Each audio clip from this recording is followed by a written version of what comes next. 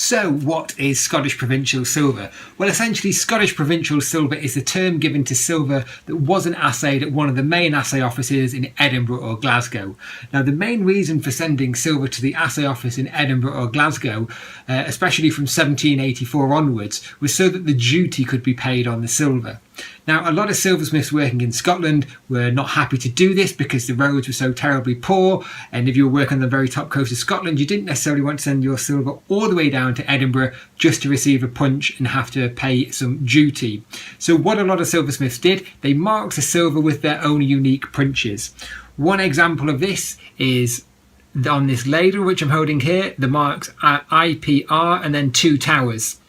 There's the ladle, a little toddy ladle, beg your pardon, and that was marked for James and Pat Dryack, who were working in Forres in the early part of the 19th century from around 1817. So instead of sending this piece of silver all the way down from Forres down to Edinburgh, they put some marks on it themselves, and this did 2 things. One, it meant that their customers saved a lot on duty because there was no duty to pay if they'd marked it themselves, or they didn't pay the duty if they'd marked it themselves, I should say. And also it saved the silversmith some money because he didn't have to send their silver all the way down on very, very poor roads down to Edinburgh or Glasgow.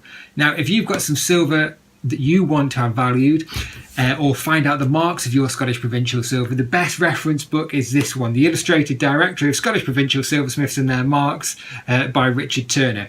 It's quite an expensive book, but it's invaluable if you can get yourself a copy. Alternatively, I've got a page on my website, which is marklittler.com, which explains all of the Scottish Provincial silver marks, and you can also submit a form there for a free valuation and help selling it too. If you've got any questions, please put them in the comments below and I'll be happy to help.